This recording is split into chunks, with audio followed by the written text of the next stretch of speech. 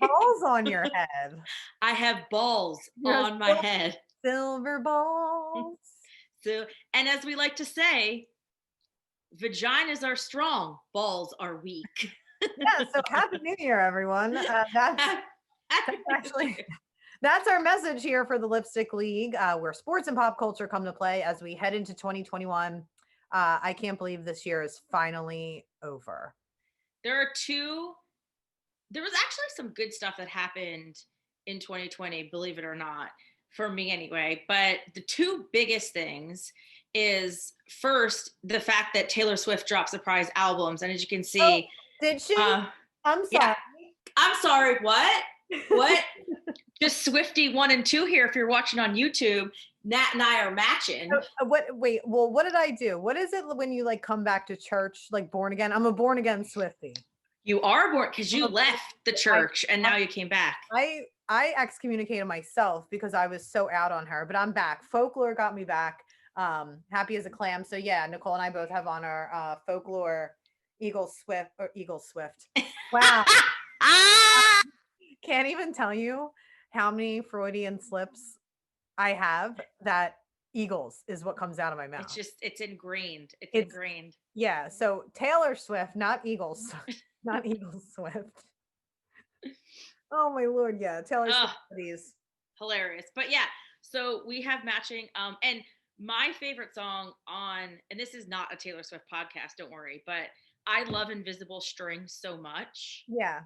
It's just the most romantic, and you have to listen to it on Folklore, but it basically talks about like when you finally meet the one, how you look back and you like to think that there was this invisible string that tied you together this whole time, and Yeah. it just So gets romantic. Of course, it just gets me. of course, mine are like the heartbreak songs that I love, like Exile and with Bonnie Iver. Well, he's my favorite. So like anything he does is automatically going to the top of the list for me. But that one and the one and all the other The one's good too. the one was amazing because I feel like there's so many situations that everybody's been in that situation, right? Where like you think you found the one and that's just not how things are meant to be. Hold on, I'm gonna figure out what. Yeah, the one is so good too because it says like I'm good, I'm on some new shit, and it's like like I'm good. Like it would have been fun if you were the one, but you actually weren't supposed to be the one. Right, right. I also liked yeah, well, Cardigan I and love August. I was just gonna say August. August was a good August is one so too. good. I know. Well, again, like you said, this is not a Taylor Yeah, Swift it's not Taylor podcast. Swift. So Taylor Swift was a good part of 2020. Um, we know obviously the biggest and best part of 2020 is the lipstick Yeah, league. I mean, when I look back on this year and I think about the intentions that I set at the beginning of 2020, right? Like I had all these grand plans for myself, career Yeah. wise, and it's interesting the way that you think things are going to go, and things started going a certain way for me, and then life comes in and it says, no, no, no, that's where you think you're going. Yep. You're actually going to end up here. And I'm just so thankful that this year, the way that it went and the way that it has gone down has led to the creation of this podcast because Yeah. what I thought that I wanted might not have been what was in my best interest, or like wouldn't have been as personally fulfilling. I mean, I know we have what, like 7 episodes, like between like 7 and 11 episodes. Yeah. But it's Yeah. way more personally fulfilling for me than I think the other things that I was looking for would have been. And Same. this is something that's us, it's me and you, right? So like Yes. this is Yeah. like who we are, and like just to be able to have this and just be myself is that probably the biggest blessing. And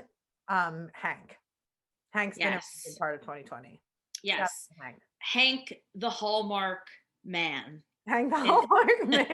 Hank the Hallmark man. Yeah. That's a big part of 2020. Yeah. Um Being able to use my best friend's Peloton was a really great part of 2020. That's amazing. Yeah. I actually really liked that I didn't have any pressure to do anything. I liked that I didn't have to wear makeup. I like that I mean, you and I are very similar. We're on the go all the time. Mhm. But the fact that there was nowhere to go, was amazing in some capacity, where like I actually got to save some money, and like, and there, that was actually a really good thing in a lot of ways for me, to actually have the downtime. I read like 10 books, Yeah. just stuff that like I would have never done. And it's like, I like being busy, I like being on the go, but having that downtime actually was really good for me. Well, and not only having the downtime, but I feel like I spent a lot of time, at least over the last like 5 years alone, where I would feel like, I'm like so driven and I'm a little bit of a workaholic. So I was kind of, last 2019, I burnt myself into the ground a little bit, that I had a lot of different roles that I took on. I was working, I remember between September and December, I had maybe 2 days off in total. I had Wow. some sort of like work like every day. Yeah. Yeah, Yeah. so, and being places and thinking that, it's gonna get you to your next step, or you're gonna do this, or you're gonna do that, like, I realized that, like, I didn't need that to feel, like, fulfilled. Also, it reminded me, I don't know, have you watched Disney Soul, right? No, I haven't seen it yet. I saw you watched it though, and you said it was so good. So, the message of that movie, and I mean, I'm not ruining anything, kind of comes to the place where, like, when you do something that you love, you get into a zone, but if that zone becomes an obsession, it's like unhealthy, and you miss out on all these other really great parts of life because you think that you're so focused on your goals and what you want, and it's like kind of about like taking time to slow down and really like appreciate the other moments in life that you would have missed while you were so focused working. And I feel like that's what this year has taught me. um Yes. yeah, and Well, it's really interesting because kind of on the same level, that there was a tweet that went viral that talked about, not to get like super deep, but we like to get a little deep on this podcast, about how living in a capitalist society makes you think that what you do is the most important part of who you are. oh, And it's not. 1,000%, right.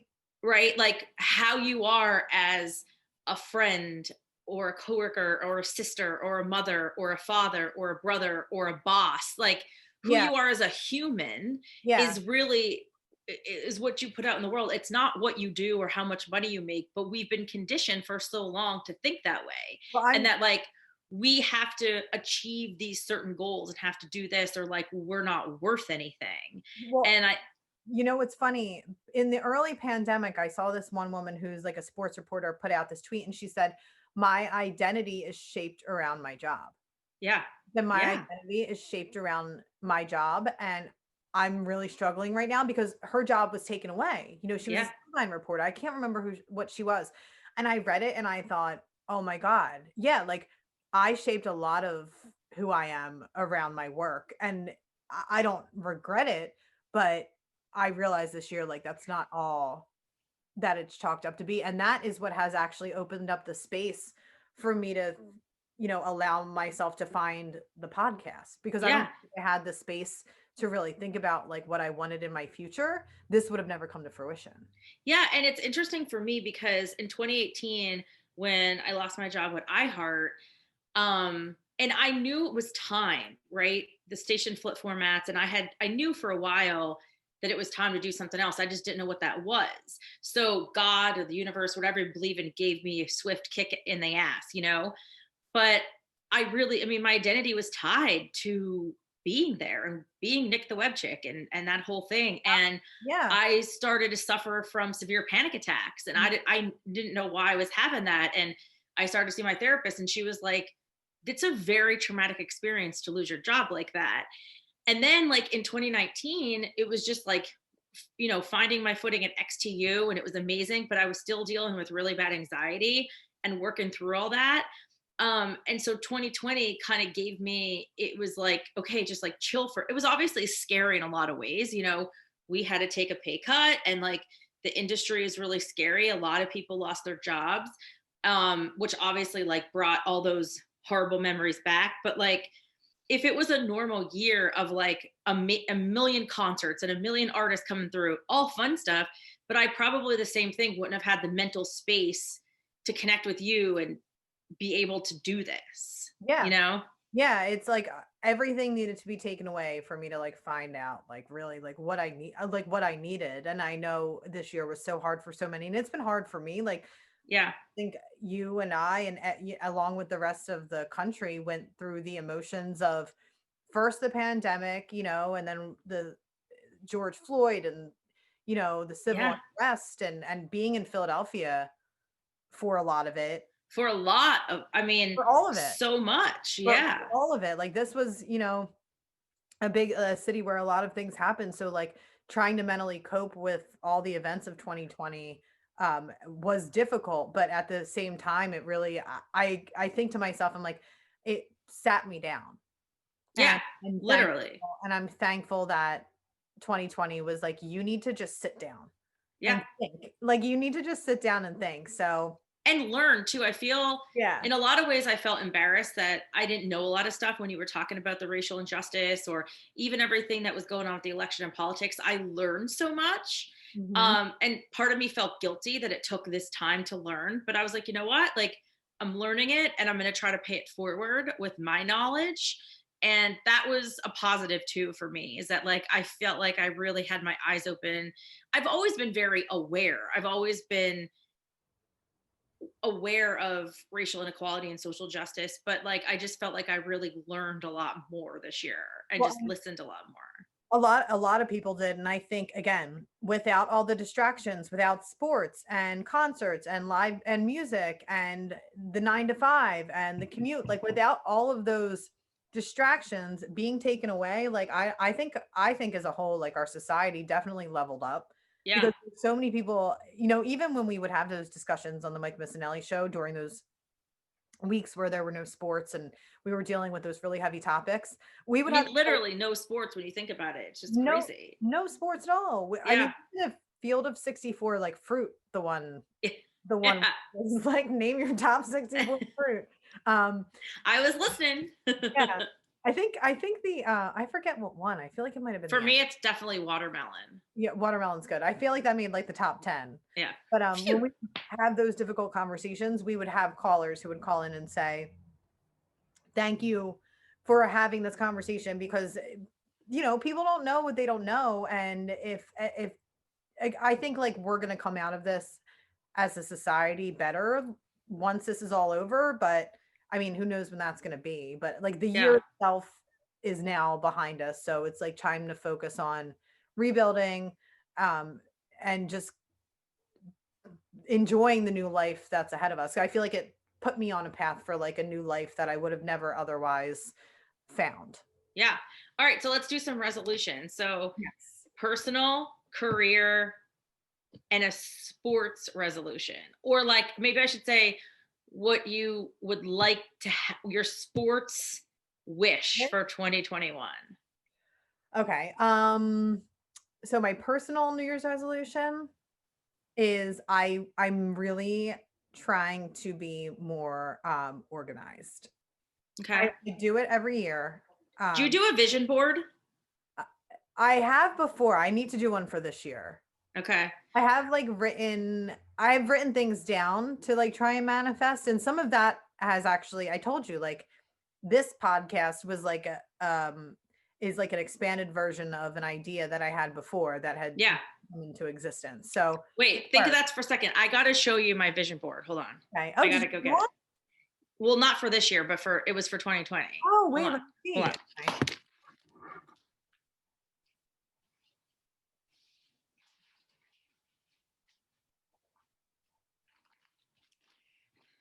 Back. Okay, hold on.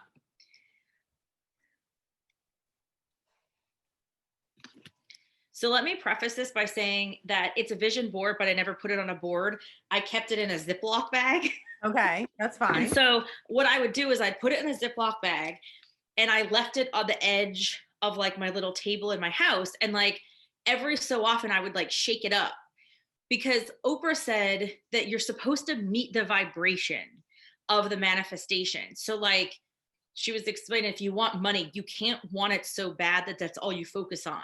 You basically have to like put it out there and then almost like forget about it and just like meet the vibration. And Yeah, so like allow it to come to you. yeah. Yeah. And so this vision board, like I obviously cut out magazines and stuff. And so I just put stuff that I wanted to, but like, it's really, really freaky. Like one says cooking, which like all I did in 2020 was cook at home. And another says saving money. And I was able to save money. Another one is a spin bike, and I was using my best friend's Peloton. Oh my God. How crazy is that? Another one says great awaits. Like really? Oh, and like another one is new furniture, and I got all new furniture. Another one says clean and organized, and like I got all new furniture and like cleaned out my drawers and like repainted. Yeah. Like it's really freaky. And like it's not like I would see it and it was just like there. And well, it just like, well, and these aren't like, it's not like you're like, oh, I want like $1 million condo. Like you had like very like simple. Yeah. Like wishes. Now I did have me laying in a bikini on the beach with a man that unfortunately did not happen. I did go to the beach, but that one's still on its way. Yeah. And it looks like that they I maybe got some shells, so that's probably there. Well, you know what happened because of the pandemic? That place where they are is closed. So when it reopens in 2021, it'll be back into the manifestation circuit. Oh, and how weird is this one? This one says working hard. Like it is kind of weird. So yeah, and I also have like an Audi here. An Audi, like the car. Yeah. So I obviously didn't get that yet, but that's also on its way again. Oh, look how weird this is. I put an engagement ring in here. Oh, you did? But here's what's really weird. I ordered, so like look at the engagement ring, right? Because like I eventually like want to find my soulmate. But what's really weird is at the Nordstrom anniversary sale, I ordered these really cool cubic zirconian earrings. And like they look just like this, and I didn't even realize it. Oh, that's funny. Isn't that weird? Yeah. So like if you can't want to put it on a board, put it in a Ziploc bag. So I want to obviously do it again for 2021, because again, it's not like you're obsessing at it. You're just basically like kind of becoming aware of like things that you want, which is obviously like pretty cool. So, okay. So personal is you want to get more organized.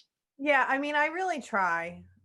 Kind of, but I get so overwhelmed by the task of organizing because like I want things to be like a certain way that I like don't do it at all because I feel so overwhelmed. But I mean, I'm like reading about how to like baby steps to like organization. Yes. So I feel like things like aren't like that all over the place. But that's what I did in quarantine is that like I would do like one drawer or I would do like one part of my closet. Like I really did like take my time. Yeah. Like in a certain place. Right. So that's like my main goal is to definitely get more organized and try and figure out, because even like my computer desktop, like I organize things like weirdly and I've never been organized like my entire life. My mom, I like organized chaos. Like I have clothes like everywhere, but they're kind of organized. You know what it is. So yeah, but I've read that that's a sign of like creative geniuses like me and like, you know, all these other people, like that's a good sign apparently, but I'm trying to streamline it and be better. And then professionally, my resolution is for this to, you know, skyrocket to the top of the Apple podcast charts where we have a ton of listeners all over the country and all over the world. Yes. Really just hope, you know, making the Lipstick League into everything that I know it can be. You know, perhaps taking it on the road at some point, hosting events where we can have you know, the great men and women who listen to us come see us and come meet us, and also get incredible guests on. Maybe at some point turn it into like some sort of late night talk show, which has also been a dream of mine. Same. Wait, you know, have we never talked about this? That my dream job ever, I mean, you literally go ask Mrs. McDonald, my 10th grade English teacher, has always to be a talk show host. Really? Yes. So you want daytime? Do I want date? I want like a late night talk show. Like I want to like late night with like Natalie Eganoff. Okay. Well, it didn't really matter, but I always saw myself more in the daytime. But I mean, I mean, I'm not, wherever I the saw myself, I really wanted to be, I always said like I wanted to be like a little bit, I wanted like a combination of all the talk shows. So like I wanted to be serious and talk about serious things like Oprah, but then I also wanted to have like rappers on, but then yeah, I also wanted to have sports people, but then I also wanted to be like super fun and upbeat. So I yeah. wanted like that's what I want.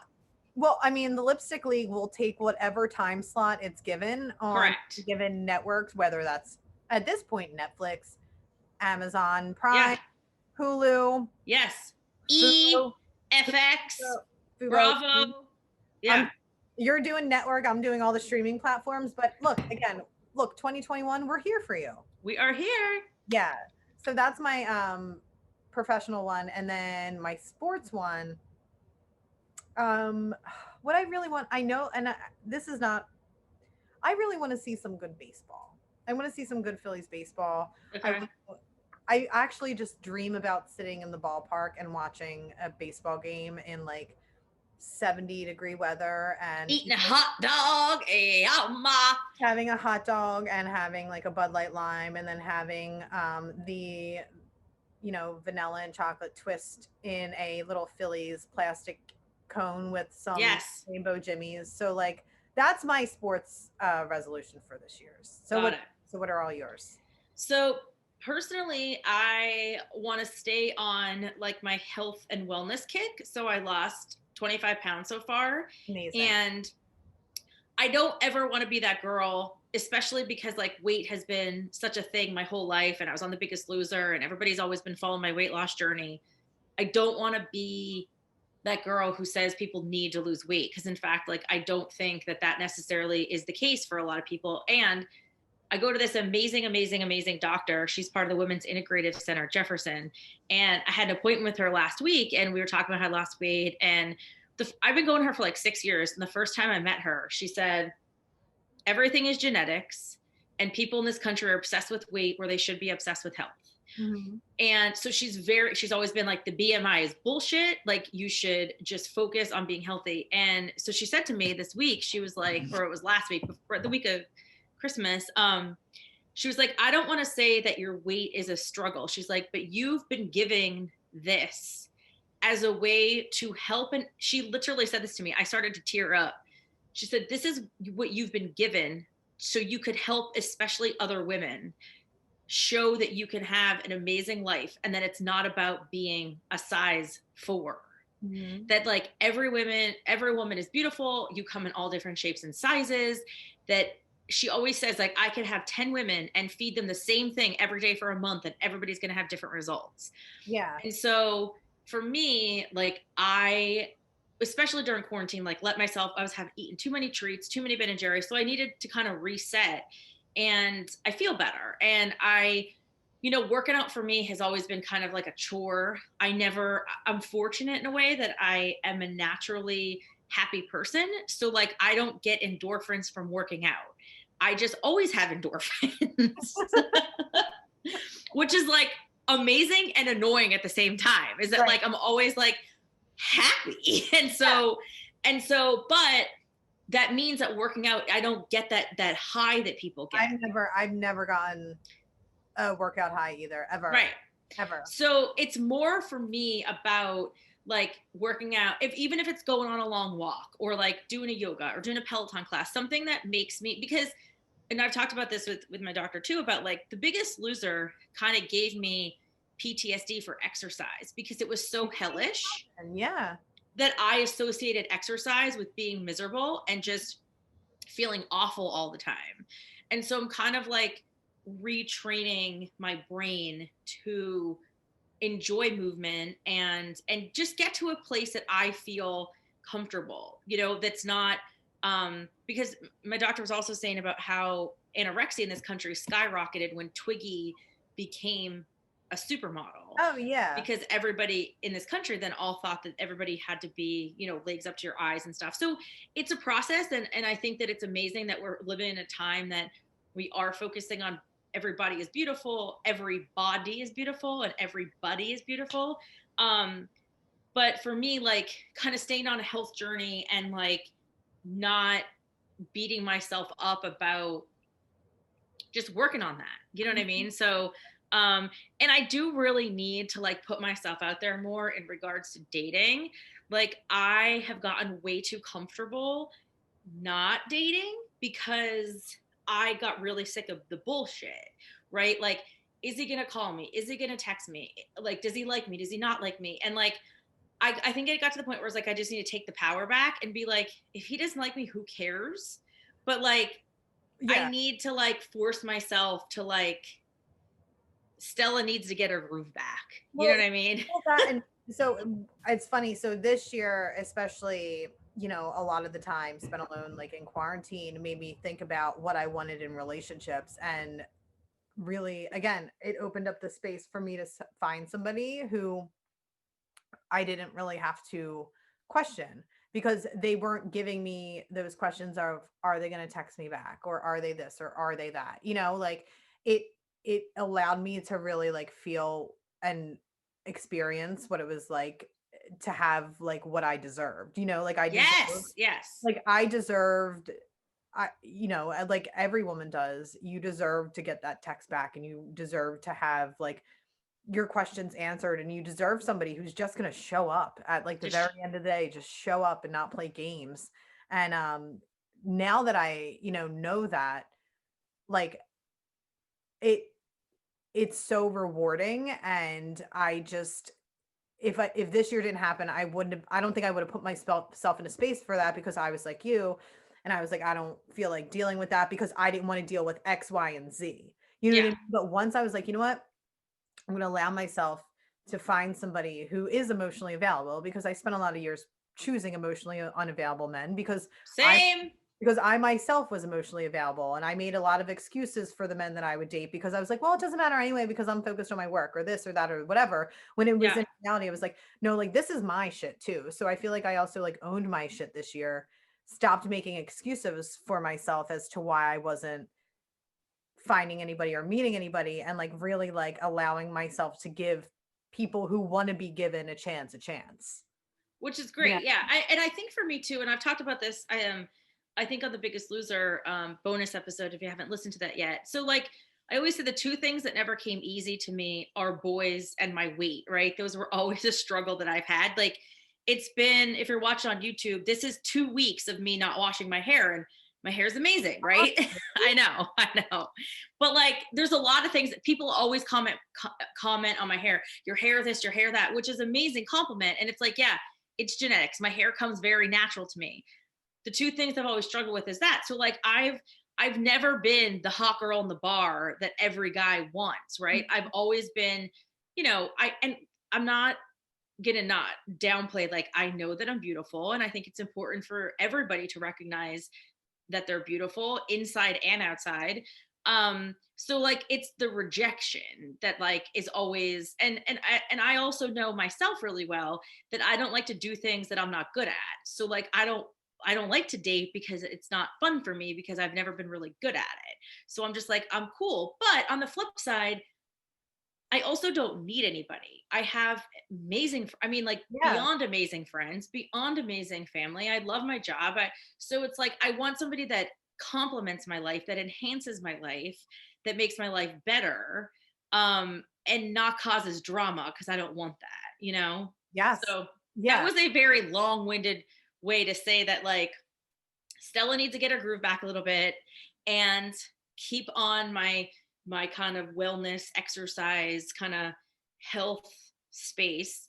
Um, Professionally, it's very similar to yours. I mean, I want to grow this podcast. I think we have an amazing um, baseline and amazing people so far. And I think with their help, and we called it the Lipstick League because we Yeah. want everybody to be part of the league.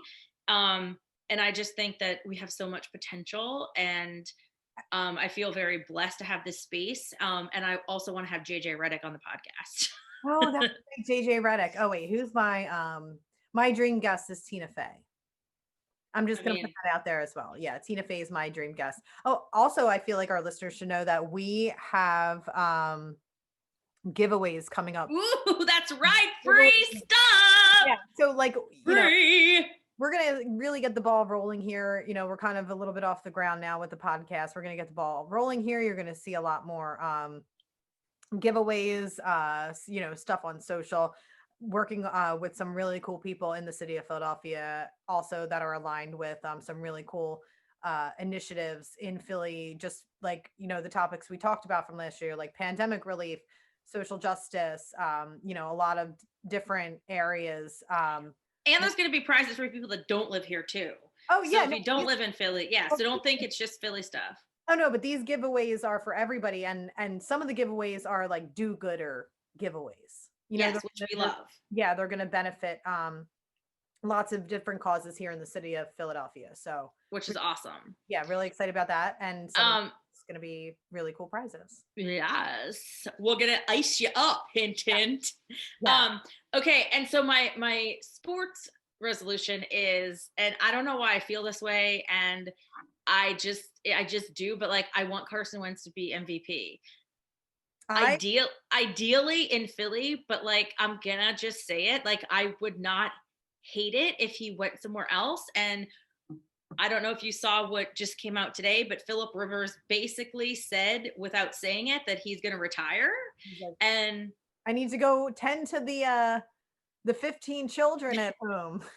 How weird that him and we're going to get to sports obviously in a second, because this is a sports and pop culture podcast. So we got to talk about our lives a little bit. But I want to talk about what they're doing in Miami with Tua and Fitzpatrick, or like they call him Fitzmagic. Yeah. And if that would be a real thing that they could do, the NFL could do moving forward. But the thing is like Fitzpatrick also has like 11 kids. Yeah. But yeah, Philip Rivers very basically kind of admitted he's probably going to retire after this year. And Frank Reich is the head coach in Indy, and Carson never played better under Frank Reich.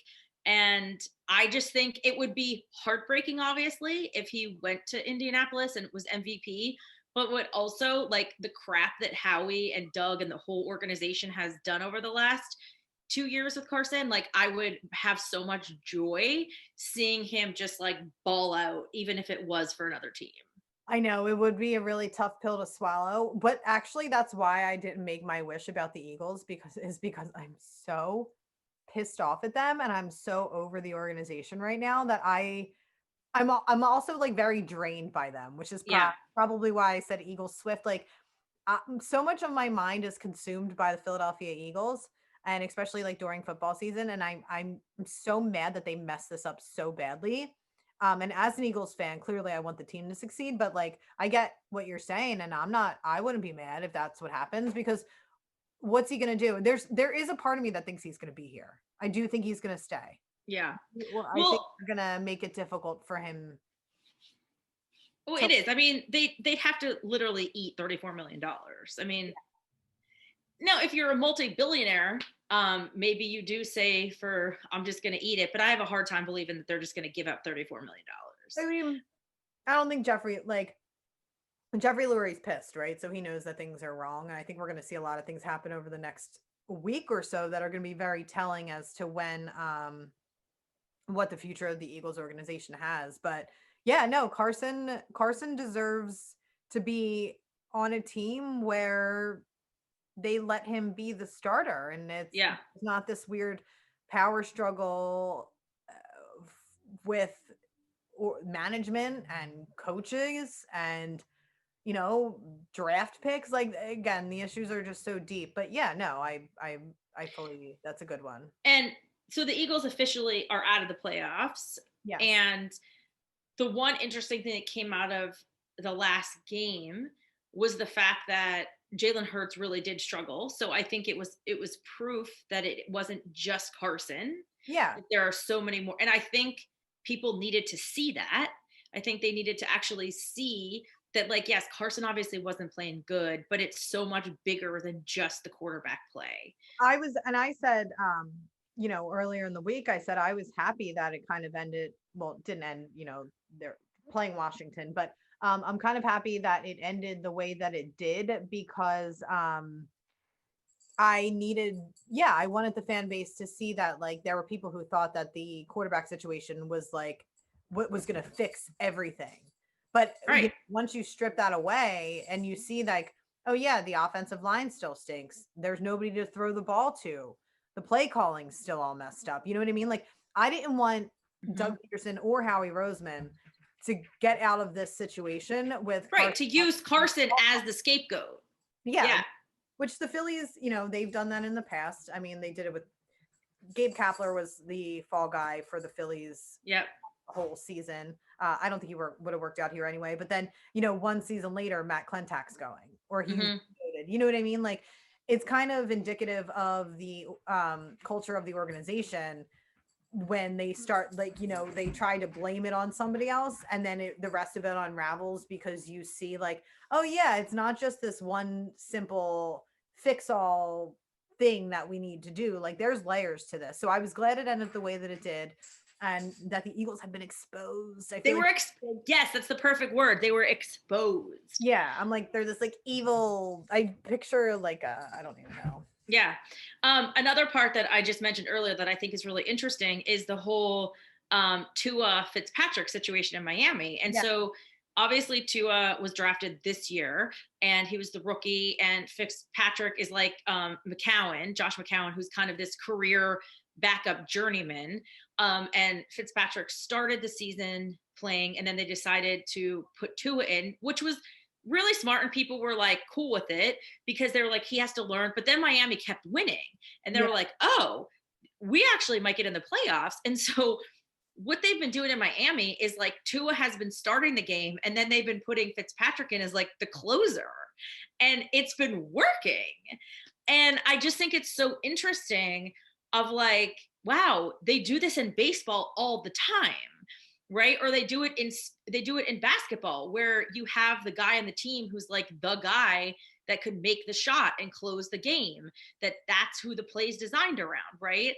You have in baseball the designated hitter or the close, right? So I just think it's so fascinating. I'm like, wow, I never thought about that in football. Right. Well, and it's like the Nick Foles situation. Like Nick Foles is only good when he has the games on the line. He's a closer. Yeah. Nick Foles is a closer. And it's funny because when the Eagles drafted Jalen Hurts, there was a lot of speculation that the league was trending towards like this two quarterback, like Taysom Hill. Like the Taysom Hill, Drew Brees like situation where like, you have another quarterback, to run like trick plays and stuff like that. But I agree that it's funny that the way Miami's doing it is, and it's like because they are like using him as a closer, and there's not necessarily there's no rules against that. So it's like, is it cheating the system, or is it just outsmarting the system?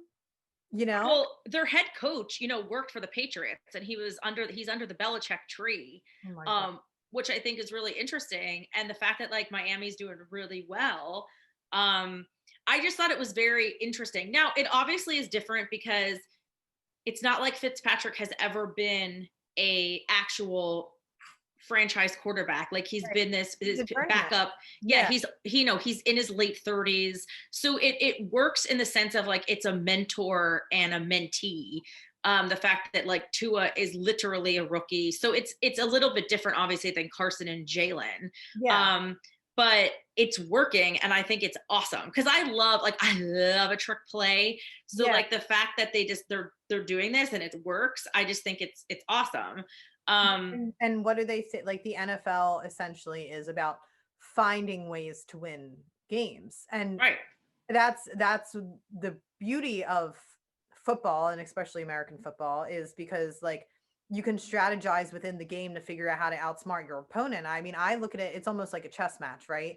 And this is where a lot of the Eagles issues comes in. It's because Doug Peterson, he won't pivot from his game plan and figure out how to outsmart his opponent. Like we watched that over and over again this year. So Miami, does he need to watch the Queen's Gambit? I mean, maybe he has. He probably does. He should like lay in bed and maybe he'll see, like the X's and O's above on a ceiling. On the ceiling. But that's essentially what football is. So it's funny that if they're implementing, this two quarterback situation, Yeah. And it's what's outsmarting their opponents. It's like you almost can't get mad at it. But there's always like purists in any sport. So like a Oh, football totally. purist will be like, they can't do that. Like that's cheating. And then it's like, well, is it It's really? not. Or is it just being smart? And like you see, like you have some sort of like rhythm here. And also, how amazing is it that like two is getting to learn like on the fly without having all that pressure on them? It's actually like brilliant. It's actually It's so brilliant. it's kind of brilliant.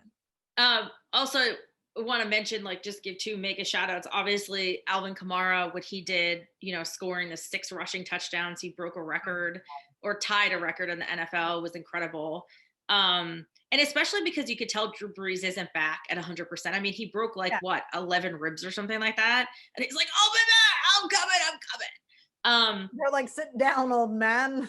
Yeah. And Devontae Adams and what Aaron Rodgers are doing in Green Bay is amazing. And I think that, we've talked about this a little bit in a couple of different episodes about how like they drafted Love at Green Bay and Aaron Rodgers was like, fuck you, dude. I'm going to be the MVP. Do you know what I mean? Like he just was like, I'm not going to let this happen. Like this kid isn't taking my job. I'm not ready yet. Right. Where like with Carson, it affected him. Now in it, again, there's a similarity, but then there's also not, because Aaron Rodgers already has been MVP. He already won a Super Bowl. He's on the tail end of the career. So there's that's the difference, but like he's killing it in Green Bay this year. And like, it's really fun to watch. Yeah, it's going to be, it's fun. And I'm excited to see what's in store for the playoffs. Well, yeah, because I think it's absolutely like, you can see that the mega teams are starting to pull ahead. Yeah. So like, obviously the Saints, like we were excited that the Eagles beat the Saints, and it's like the Saints were like phoning it in that game. Oh yeah. Green Bay. And then like, I think 3 on the road too. 3 on the road. Yeah. So 3. It's like impossible to win like after that.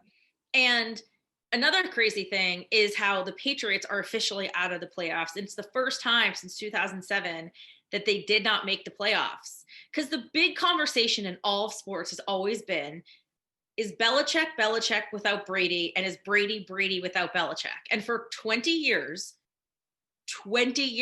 no one knew the answer to that. And I feel like we know the answer. Well, and you know what else? I think they said that Gillette Stadium was built in 2002, and that this is the first year that there's not some sort of like home playoff game. I know they didn't make it in 2007, but maybe they weren't supposed to be home that year anyway. Something like that. Yeah. I read something. I mean, I'm probably messing it up. And it's the first year since 2008 that the Buccaneers have made the playoffs. So first year since 2007, the Patriots did not make the playoffs. Yeah. First year since 2008, the Buccaneers did. And what's the common denominator? Tom Brady. TB12.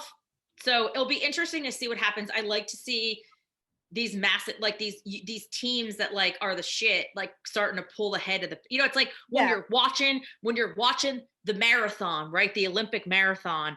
And there's that one person that's like, it's like the Steelers, where the Steelers were that runner that everyone's like, look at him. But the what's the word I'm looking for? When you're like, when you like know something. Intuition? No, like not the professionals, the experts. Like when there's a marathon and there's the expert commentators and there's and they're like, don't worry, he's not gonna win. Like the real people are pull ahead. And that's what happened with the Steelers. Yes. They were 11-0 and all the experts were like, they're actually not this good. Like, and sure enough, now they're kind of like falling apart. Yeah. Now, I'm excited to actually watch like good football. Yes, me too.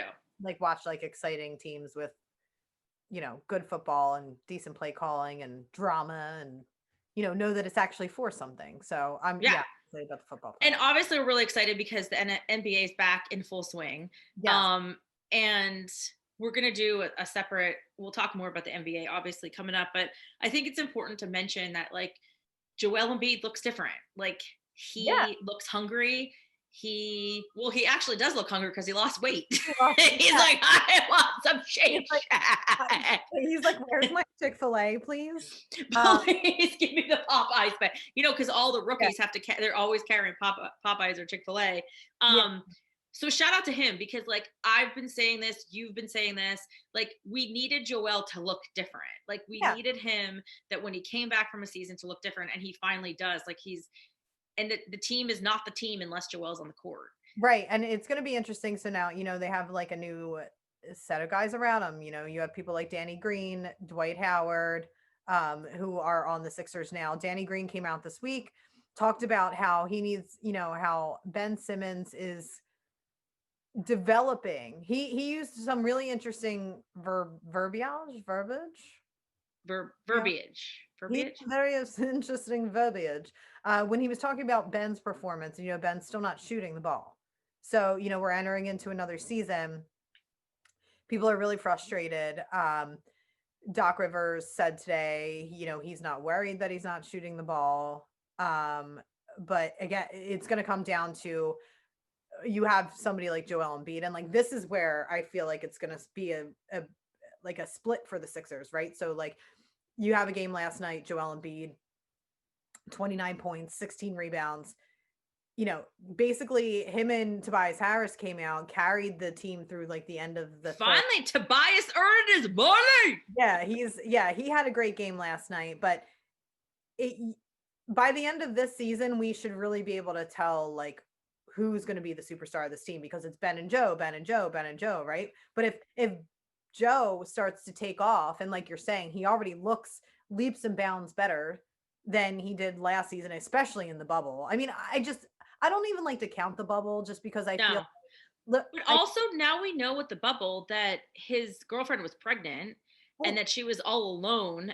And I think that had a lot to do with it. Like, I think he felt really guilty leaving her. I think she was, Well, that, and LeBron said it was the most mentally challenging situation of his life. So like, if LeBron James but that's because he lives in a 75,000 square foot mansion with chefs and pools, and no, that's true. But he was sleeping in a hotel bed in the Polynesian. Yeah, I feel like I don't want to hold the bubble season against season. No, it's going to be intriguing to see if this year separates Ben and Joel or brings them back together, because then you have like James Harden, who in 10 shots put up 28 points the other night. And then did we actually talk about, I don't think we actually, do you want them to trade Ben for James Harden? Yes or no? Give it to me. This is really, really, really hard for me, because it's like that win now. If they decided to do it, I would not be upset. Okay. And I want James Harden on the Sixers. However, there is still a part of me that I know that the potential that Ben has for like longevity, whereas James Harden is going to come in, he's going to be an immediate Band-Aid. Yes, that makes sense. A little patch over the leak in the ship. Yeah, a total patch in the leak in the ship, which could get us a championship now, and I'd be really happy about it. But there's a part of me that like I really want Ben to work out here. Like I really do. So it's hard for me. If they did it, I'd be fine with it. But that's a tough one for me to swallow, just because I think Ben, the ceiling is so high for him. Like he can really get there. But again, I think I think he needs cognitive behavioral therapy. Yeah. Like I never connected with Ben the way that I connected with Joel. Like I know them personally, like we're just texting. But like I feel like an affection. Like there's something about Joel that I just like. Like I don't know if it's because he's funny. I realize that I really don't like people who aren't funny, right? Or people who don't take themselves too seriously. Like I like people who like just, of course. Right. And so there's something about Joel. I don't know. There's something about him, his story, with all the articles that he's written in the Players Tribune. There's something very sweet about him. I never connected with Ben the way that I connected with Joel. Well, Ben's a little aloof, and there's a part of me that I'm like, I don't need his personality to be good, as long as he's I know, and I shouldn't care, but like this is why we're doing this podcast and why I wasn't ever on sports radio, because I don't talk about facts and figures. I talk about the fact that like there's like a zazazoo about somebody, and like to me that makes or breaks a player, and I just feel that like I don't feel like Ben cares enough. I don't think he knows that he cares enough yet. Like he's gonna care soon. He's gonna have to care soon because I get yeah. He's been like the golden child, this golden basketball Australian prodigy his entire life. Yeah, I guess that's what it is too, is that like Joel, like literally his story is amazing. Like when you get a chance, Google Joel Embiid, the Players Tribune, and amazing article. Read his story. It's incredible. Or my favorite snack, JJ Redick. He's been on his podcast twice. Interesting that Ben Simmons has never been on JJ's podcast, but Joel has been on it twice. Jimmy Butler's been on it twice. Tobias Harris has been on it. Never been. That's telling. Ben doesn't do a lot of podcasts. Maybe he'll come on ours. We got a Ben Simmons apologist on the podcast, ladies and gentlemen. I am not. No, he really doesn't do many interviews, and I think it just speaks to his maturity level and where he's at. Because if he opens himself up to interviews, the one question everyone's gonna be like, "Dude, why don't you shoot the ball?" And he's gonna be like, "I don't know why I don't shoot the ball." Right. Yeah, you're when you said he needs sports psychiatrist, you're 1,000% right. So there was a report in July that said that he had seen one or was going to see one, but I don't know if he actually did, because I think if we had some like applied therapy techniques right for him, like to break down those mental barriers as to why he won't shoot the ball, I feel like we would be seeing him shoot on the court. So yeah, I don't know. TBD. I think he has a little bit of me. Like, I don't want to date because I don't want the rejection. He doesn't want to shoot because he doesn't want to fail. Yeah, and you have to get over, like, you have to break down those mental barriers, and it's the fear, right? It's overcoming fear. So maybe I have more in common with Ben Simmons than I realized. Look at you. Look at you. Maybe you two should chat. Listen, I would be like, listen, like, let's talk about this. Why won't you shoot, dude? Like, are you afraid? It's just like, so I'll explain. He said that, like, because he is in practice, and, when he's doing free throws and stuff, like he hits the basket. It's just, I think when the spotlight's on him and it's during the game time, there's just something about him being more comfortable, getting under the net, getting the rebounds, playing defensively. But if he's going to be the point guard setting up the plays like that, and that's what Danny Green was talking about, is that like he's developing into a point guard because it's not his natural state. And that's like the position that the Sixers have been trying to play him in, is that point. So and then, Brett Brown moved him out of the point for a minute, like at the end of last season. I don't even remember. At the end of last season, before the hiatus, before the bubble, like they moved him out of the point guard. So this is going to be a really telling year for the Sixers, especially since, again, there's no scapegoats, right? There's no, like, they removed Brett Brown. They brought in Elton Brand, or they brought in Doc Rivers and Daryl Morey. Elton Brand, is still a part of the organization. He's not making like all the decisions that he was before. So now it's like, here's a new set of people around them. They're still they're like player centric, which is why I love the Sixers. And they're going to hone in on him, but this year is going to be telling for him. But I think you hit the nail on your head too, is that, and it's, I mean, I feel like we're going to eventually have to make t-shirts. Some players are grace under pressure. Nick Foles is a perfect example of grace under pressure. Tom Brady, Patrick Mahomes. I got to think of it, but off the top of my head. And then there's other players that completely crack under pressure. They can't handle the big moment. And I think that's been, and like, we have to talk about Nelson Aguilar really quick, and about how he killed it in Las Vegas with the Raiders this year. And it's like, he had to leave Philly. And it's like, when he excelled in Philly, it was the 2017 season when he was the number 3 guy. It was Alshon, and then Torrey Smith, and then Nelson. When the pressure was off of him and he just could play, no one in Vegas cares about the football team. There's not 2 sports talk stations. honing in, complaining. They're excited that they have a football team in a brand new fancy stadium with slot machines in it, you know, for Marge and Jim when they go, you know, on their weekend trip to Vegas. And like, to see Nelson excel, it makes me so happy for him, because I always thought he was like a really great person, and how he handled the whole viral video of the guy being like catching babies on like Nelson. Yeah. And he handled that with such class and grace. So I'm happy for him, but then it also goes back to, which is going to be an episode in and of itself that we're going to do, is that do they break people? Break athletes? I know. That'll be a good one. That'll be coming up. What time is it? Oh yeah. Okay, so we're chatty, so I guess we have to wrap it up. Oh, I need to pick a snack this week. Snack. I want to pick, you know who I'm picking as my snack? Josh Hart. So obviously he played for Villanova, and now he's in the Pelicans with my number one snack, snack. Yeah.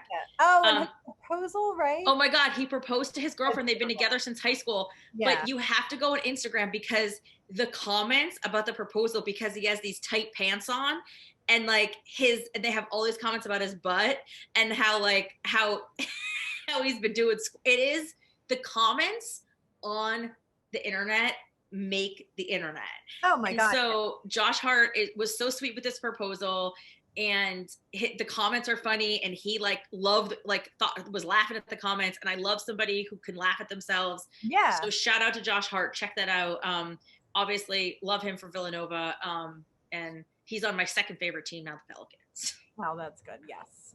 So what else is coming up? Oh, we have, so after this episode, we have another special, we have another bonus coming up, and this one is a good D. Mm-hmm. We're going to be paying tribute to my all-time snack. Wait, what'd you call it? A good D?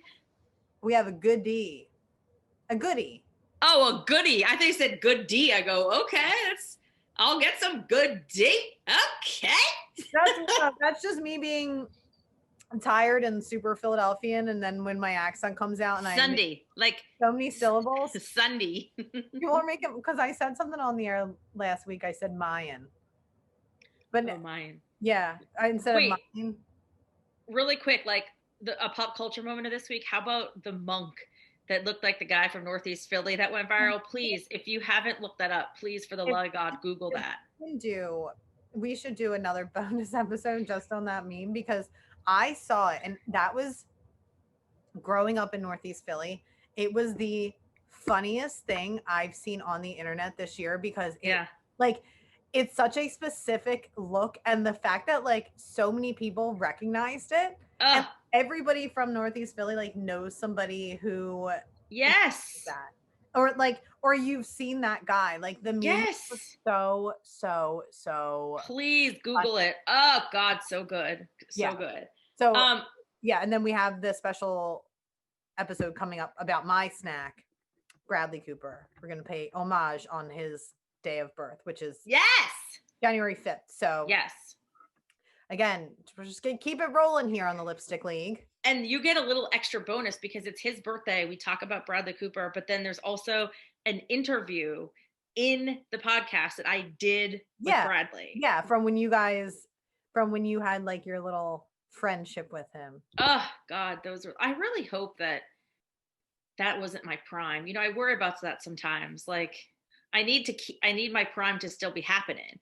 But I look back at those moments and I'm like, was that my prime? No, that wasn't your prime. So make sure that you stay tuned for all the fun stuff we have coming up. Again, the giveaways, more episodes rolling out weekly here for the Lipstick League. Give them the socials. Oh yeah, so on Facebook, Instagram, and Twitter, and YouTube as the Lipstick League, or Twitter it's League Lipstick. Still working. But you can just type in Lipstick League and it pops up. Yeah, and it comes up. So yes, the Lipstick League, and I'm Natalie Aguilar. Nicole Mahalik. Please subscribe and give us a glowing review if you can, because that really helps with the algorithm. So we really appreciate that. Mwah!